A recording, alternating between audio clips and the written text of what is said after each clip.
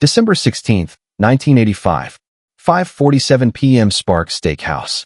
210 East 46th Street, Manhattan. Paul Castellano stepped out of his black Lincoln and never made it to the curb. 6 bullets. 2 shooters in white trench coats and black Russian fur hats. His underboss Tommy Bellotti dropped beside him on the wet asphalt. Shoes still shined.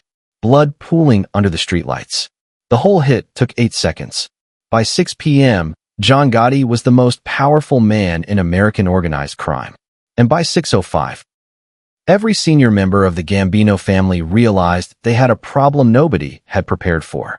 Not a federal problem. Not a rival family problem. A Gotti problem. Because the man who had just seized the throne was not like any boss who came before him. He did not want to be invisible. He did not want buffers and layers and quiet suburban meetings. He wanted the cameras. He wanted the crowd. He wanted the world to know exactly who was running New York. And that hunger, that need to be seen, would make him the most famous gangster in America. It would also make him the most dangerous man the Gambino family had ever put in charge of itself. This is the story of John Gotti, the street kid from the South Bronx who clawed his way to the top of the most powerful crime family in the United States. The man who beat the federal government 3 times and earned the nickname the Teflon Don. And the man whose ego, arrogance, and absolute refusal to follow the rules that kept every boss before him alive eventually brought the entire Gambino empire crashing down around him. John Joseph Gotti Jr. is born on October 27, 1940, in the South Bronx, New York. He is the 5th of 13 children born to John Gotti Sr. and Fanny Gotti, a working-class Italian-American family living in a cramped apartment in one of the toughest urban neighborhoods in the country. His father works construction. The money is never enough. The apartment is never quiet.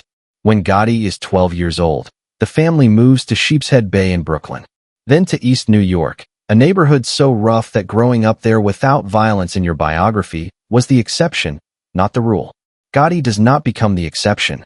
By the time he is 14, he is running with a street gang called the Fulton Rockaway Boys. He is running numbers. He is taking collections. He is doing the small criminal work that neighborhood boys in East New York do when they are trying to prove something. At 16, he crushes his toes in a cement mixer accident at a construction job. The injury heals. The direction does not change. He is arrested 5 times before he turns 25. But each time, the charges slide. The witnesses recant. The cases collapse.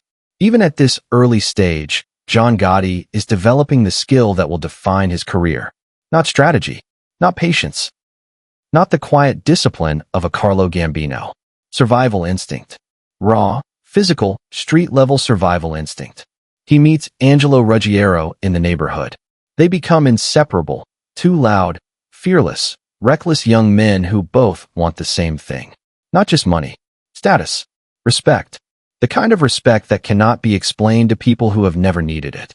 By his early 20s, Gotti is working under Carmine Fatico, a Gambino family capo who runs a crew out of a social club in Ozone Park, Queens.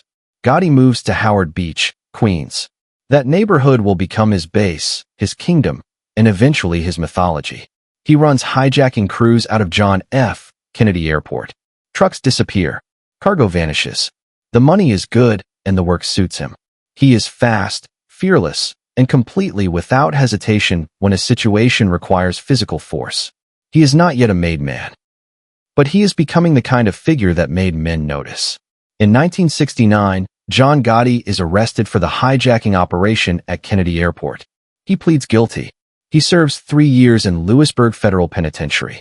He comes out in 1972 harder, more connected, and with a reputation inside the Gambino family that has grown considerably while he was away.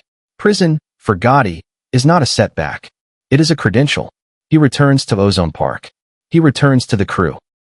And within months, he is involved in one of the most consequential acts of his early career. In 1973, a man named James McBratney is killed in a Staten Island bar. McBratney had been involved in the kidnapping of Carlo Gambino's nephew Emmanuel. Gambino wanted him dead. Gotti, along with Angelo Ruggiero and another associate, carried out the hit. He is arrested. He cuts a deal. He pleads guilty to attempted manslaughter and serves 2 years.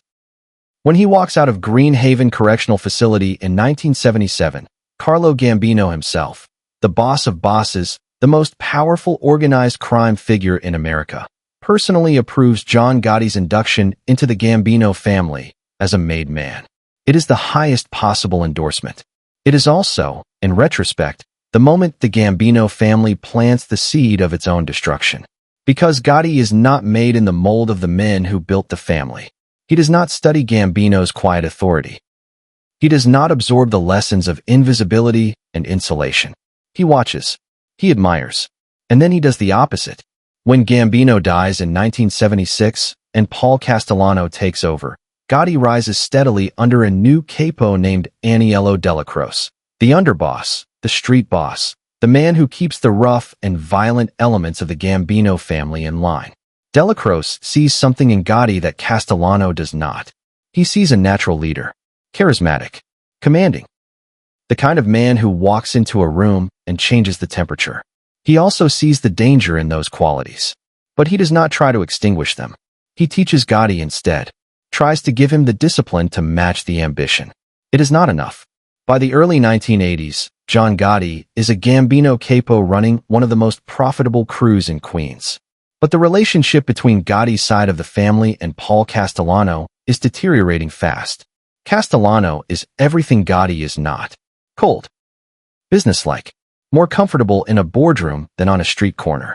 He lives in a mansion on Staten Island modeled after the White House. He wears conservative suits and runs the family like a corporation. He does not like Gotti. He does not trust Gotti. And he makes no secret of it. Castellano had a strict rule: no narcotics. Any Gambino member caught dealing drugs would be killed. No exceptions. Gotti's crew was dealing heroin through Angelo Ruggiero's operation. Castellano knew it. The FBI knew it. Wiretaps had captured Ruggiero on tape, discussing the deals in detail. Castellano demanded the tapes. He wanted to hear exactly what his own men had been doing behind his back. He wanted to make an example. Gotti understood what that meant. If Castellano got those tapes, if he heard what Ruggiero had been saying, the consequences would not stop with Ruggiero. They would reach Gotti directly. And Castellano was already moving in another direction. He was planning to pass leadership of the family to Thomas Bellotti, his driver, his loyalist, a man the street-level crews deeply resented. For Gotti, the math was simple. Wait for Castellano to act, and die. Or act first. On December 16, 1985, he acted first. After Sparks, everything moves fast. The commission is furious. Killing a boss without approval is the kind of move that ends careers and lives. But Gotti has anticipated this. He has allies. He has support inside the family. And he moves immediately to consolidate before anyone can organize against him. Within days, he is the recognized boss of the Gambino family. And within weeks, he is on the front page of every newspaper in New York. This is where John Gotti becomes something no mob boss had ever deliberately chosen to be. A celebrity. He walks out of the Rave Night Social Club on Mulberry Street in Little Italy, his command post. Surrounded by men in expensive suits, laughing, waving at cameras, completely unbothered by the surveillance teams photographing him from unmarked vans across the street. He gives the press nothing useful, but he gives them an image they cannot resist. The $2,000 suits. The perfectly styled silver hair. The jaw set like a man who has never lost an argument and does not intend to start. New York falls in love with him. And John Gotti, who grew up invisible in a South Bronx apartment with 12 siblings, lets them. The FBI is watching every move. Federal prosecutors are building. Local law enforcement is documenting. The surveillance is constant and overwhelming. Gotti does not care. Or more accurately, Gotti believes he is untouchable. And for a while, the evidence supports that belief. Between 1986 and 1990, the federal government comes at John Gotti 3 times. 3 separate cases. 3 separate prosecutorial teams. 3 attempts to put the boss of the Gambino family behind bars for good. All 3 fail. The first case, in 1986, involves assault charges. Gotti's lawyer Bruce Cutler dismantles the prosecution. Acquittal. The second case, in 1987, is a more serious federal racketeering charge. Cutler takes it apart again. The jury acquits on all counts. The third case, in 1990, involves charges connected to the assault of a union official. Again, acquittal. 3 trials. 3 acquittals. The New York tabloids give him the nickname, the Teflon Don. Nothing sticks. Gotti celebrates each acquittal publicly. He walks out of courthouses grinning. His supporters cheer from the sidewalk. Howard Beach throws him welcome home parties. The press covers all of it. He is, at this point, the most famous gangster in America since Al Capone. And he is making every mistake that Al Capone made. He is visible. He is loud. He is leaving a trail of associations, conversations, and surveillance footage that federal prosecutors are patiently organizing into something that will eventually be impossible to defeat. But there is a deeper problem than the cameras. Inside the Gambino family, the cracks are forming. Gotti runs the organization the way he runs himself, loudly, with absolute confidence in his own judgment, and with very little tolerance for the kind of insulation that keeps bosses safe. He talks too much in the rave night. The FBI has installed listening devices in the apartment above the social club. They are capturing conversations in detail, Gotti's voice, Gotti's words, Gotti's decisions. His underboss Sammy the Bull Gravano later says that every time he walked into the rave night, he felt the walls listening. Gotti did not feel that, or he did not care. Salvatore Gravano, Sammy the Bull, is everything Gotti is not behind closed doors. Quiet, efficient, operational. The man who takes Gotti's orders and turns them into results without drama, without theater, and without leaving unnecessary evidence. He has committed 19 murders by the time the FBI arrests both men on December 11, 1990. The indictment is built on the rave night recordings. It is overwhelming. Murder, racketeering, extortion, obstruction of justice. This time, Bruce Cutler cannot help. He is disqualified from the case because the recordings have captured him inside the rave night in conversations that make him a potential witness. Gotti replaces him with Albert Krieger. The situation is already different. Then it gets worse. In November 1991, Sammy Gravano makes a decision. He flips. He agrees to testify against John Gotti in exchange for a reduced sentence. The man Gotti trusted most. The man who had been at his side through the Castellano hit, through the 3 acquittals, through the consolidation of power. The underboss of the most powerful crime family in America. He picks up the phone and calls the FBI. At trial, Gravano takes the stand and walks the jury through 19 murders, the inner workings of the Gambino family, and the specific conversations captured on the rave night tapes. He is calm. He is precise. He is devastating. On April 2, 1992, John Gotti is convicted on all counts. Murder, conspiracy, racketeering, obstruction of justice, tax evasion. The judge sentences him to life in prison without the possibility of parole. Gotti stands up straight. He says nothing that the cameras can capture and use against him. He is taken away in handcuffs. The Teflon Don is done. John Gotti spends the rest of his life in the United States Penitentiary in Marion, Illinois. Maximum security. 23 hours a day in a cell.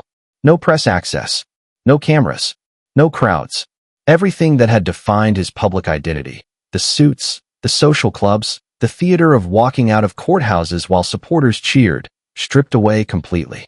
He develops throat cancer in 1998. He refuses to cooperate with the government. He never provides information. He never gives names. Whatever else he was, John Gotti does not become an informant. He does not ask for sympathy. He does not give interviews describing regret. He simply declines. On June 10, 2002, John Gotti dies in the prison medical center at age 61. He has served 10 years of a life sentence. His funeral in Queens draws thousands. The family he leaves behind, both the biological one and the criminal one, are in pieces. The Gambino family continues to exist. But the era of a Gambino boss commanding national attention, appearing on the cover of Time magazine, and walking out of federal courtrooms to cheering crowds is over. It ends with Gotti. Because it began with Gotti. Here is what the story of John Gotti actually teaches. Power in the underworld was never about how famous you were. It was about how long you lasted. Carlo Gambino lasted decades. He built a machine that ran without him and died in his own bed. Paul Castellano lasted 10 years before his own capo ordered him shot on a Manhattan sidewalk. John Gotti lasted 6 years before the man he trusted most sat across from federal prosecutors and told them everything. Gotti had gifts that very few men possess. He had physical courage. He had charisma that could fill a room. He had the street intelligence to navigate one of the most dangerous environments in the world and reach the very top of it. What he did not have, what he never developed, was the one quality that every boss who lasted longer than him understood was non-negotiable. Discipline. Not the discipline to hit the gym. Not the discipline to show up. The discipline to be invisible when visibility kills you. The discipline to let other men take the spotlight while you keep the power. The discipline to understand that the most dangerous thing a boss can do is make himself a symbol, because symbols, by definition, become targets. Gambino understood that. Gotti rejected it. And the difference between those two choices is the difference between dying free in your own bed and dying in a maximum security prison cell in Marion, Illinois. Throat cancer, no cameras, nobody cheering. John Gotti wanted to be the most famous gangster in America. He got exactly what he wanted, and it destroyed everything he built. If this story kept you watching, subscribe and hit the bell. Every week we go deep on the real history behind the names the world thinks it already knows. Drop a comment. Who should we cover next?